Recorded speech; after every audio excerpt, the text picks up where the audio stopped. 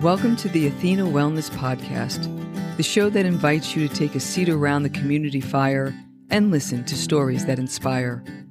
I'm your host, Kathy Robinson, author, coach, and founder of Athena Wellness, a company that's dedicated to supporting you on your journey to live more wholeheartedly. Hello and welcome, friends. Thanks so much for joining me for the shortened Wellness Wednesday episode, a little midweek boost to help keep your warrior vibe high. Today's show is a Walking the Talk Vancast, a look behind the scenes into what I'm learning and working through, along with a takeaway for you. These portable episodes are informal and casual, recorded on the go from wherever I happen to be at the time. And today, I'm recording this outdoors on a beautiful August afternoon. Today, we'll continue with the third installment of our multi-part series on reimagining midlife wellness. This series is focusing on the importance of staying well as we get older, especially in times of transition. These talks will provide a framework to help you define what matters most to you at this stage of your life, and ways to continue to take positive action to be well. Here's what we've discussed so far. In part 1, we talked about the difference between wellness and well-being, the essential elements of well-being, and what can get in the way of our natural state of wellness. And then we ended with a series of questions for you to explore regarding your current state of well-being and how you're viewing the journey ahead. In part 2, we explored the 5 Athena Principles, along with tools and practices that you can use to enhance your wellness and well-being. I also provided a free overview of the principles and an action plan that you can download at athenawellness.com/action plan, and I'll put a link to that offer in the show notes. In part 3, we talked about the first Athena Principle, which is self-compassion, defined as the care for one's own well-being in the form of self-acceptance and nurturing support. It's the ability to accept our imperfections and be kind and understanding toward ourselves, especially during times of transition. Today, we'll be exploring the second Athena Principle, which is intention, defined as a way to help us aim, set direction, and connect emotionally to what we want. It's the heart-based why behind the urge to transform. So let's begin. Goals, resolutions, pledges, promises, vows, I've made them, and I'm guessing you have too. We plan to eat better, move more, learn Italian, save money, start the business, travel internationally, clear out the clutter, write the book, learn to meditate, and volunteer more often, among other tasks, in order to lead what we believe will be a better life. This is especially true as we anticipate what might be on the other side of a long-term career. The moment we declare a new way forward, we typically feel a great amount of enthusiasm and momentum. As we begin to take action, though, it's not unusual for that exhilaration to wane. It's estimated that less than 10% of New Year's resolutions are achieved. The main reason for the low success rate is unrealistic outcome expectations that are not aligned with sustained effort. Self-help author Debbie Ford once wisely noted, quote, "All of our suffering in life is from saying we want one thing and doing another," unquote. It goes without saying that midlife is a time of significant shifts. But it's also a great opportunity to reflect and implement changes that will provide a future filled with happiness and vitality. And intention is a wonderful tool to help navigate such midlife transitions. So what's the difference between a goal and all of its synonyms and an intention? A goal is defined as the end toward which effort is directed. Goals are future-oriented and focused on achievement. They reflect how we want to show up at a later date in our outer world. An intention is defined as a determination or resolve to act in a certain way. Intentions are rooted in the present and focused on living in alignment with our beliefs and values. They reflect how we feel in our inner world. The reason why most New Year's resolutions fail is that they're usually goal-driven, with a focus on results and external rewards. Often resolutions are not aligned with a strong internal desire, but instead with a sense of what should be done or wanted. The mindset of succeed or fail further adds stress to an already taxing behavioral change, which ultimately leads to failure. Intentions are more forgiving. They honor the effort expended and the process embarked upon. They're designed for long-term change, and they're connected to the authentic self, and most importantly, they contain the why behind the desired change, perfect for making a life course correction. And since they connect with our sense of worthiness, intentions lend themselves to self-compassionate action. Setting clear intentions is akin to creating a personal roadmap for ourselves, which is especially helpful in midlife when we can feel unsure and adrift.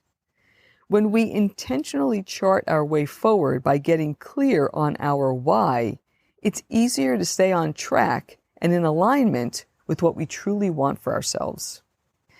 Your why keeps you going when you're feeling depleted, frustrated, or tired. Your why allows you to identify what's at stake for you personally if you don't make the change. Your why is your deep motivation, your call to action. It clarifies how you want to show up in the world. Once you know your why, the path forward, meaning the what, how, when, where, and with whom, becomes more apparent. You realize that flexibility is your friend, and there are a variety of routes to get to your intended outcome. And now, your takeaway. Here's a 4-step process for setting an intention, along with an intention I'm working with during this series that I'll use as an example. 1. Quietly check in with yourself and see what change you'd like to cultivate. Look at your strengths, values, passions, and things that bring you joy. You can think back to part 1 of this series to the contemplation questions we worked with, or to the PDF download in part 2 of this series that included the holistic wellness spectrum for some ideas. If you're unsure where to start, consider what matters most to you at this stage of life. Here are some prompt questions to consider. What do you like to learn about? What do you like to create? Is there something to start or stop doing? When do you feel in flow? Where does your heart feel full and aligned? What would you like to nurture? What nourishes you? What would you like to build? For whom and for what do you feel gratitude? Here's my intention. I'm grateful for my health at midlife and want to learn more about the impact of exercise and nutrition on aging and update my routines accordingly. 2. Select an impactful change that resonates deeply with you and is important to make now.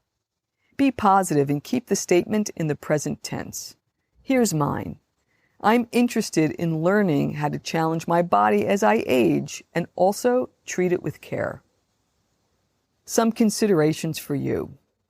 Make sure it's something that you want to do rather than to appease other people's expectations.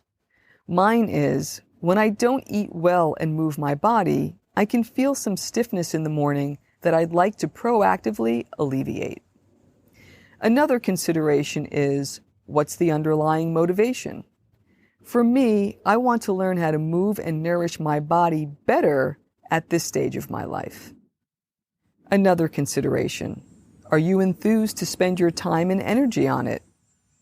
For me, I know there isn't a life hack that will help me stay fit as I get older, and I want to learn how to help myself stay healthy in the long term in an enjoyable way. 3. Determine the mental, emotional, spiritual, and physical benefits of attaining your intention. For me, I know I'll feel better physically, but I believe the benefits of eating better and moving more will positively impact my stress levels, sleep patterns, and overall level of serenity. 4. Take action. Now that you have a high-level idea of how the intention will unfold, develop a series of manageable actions that you can begin to take immediately. For me, this week I'm going to try a new Living Foods recipe, take my runs outside, and do 2 CrossFit-like workouts at home to add strength, flexibility, and balance training to my running routine. To summarize, midlife wellness and transitions can be challenging, but intentions can help you stay positive and stay on track. Intentions, your why, are seeds of creation, providing clarity to point you in the right direction to attain what you most desire, making it easier to see possibilities and opportunities.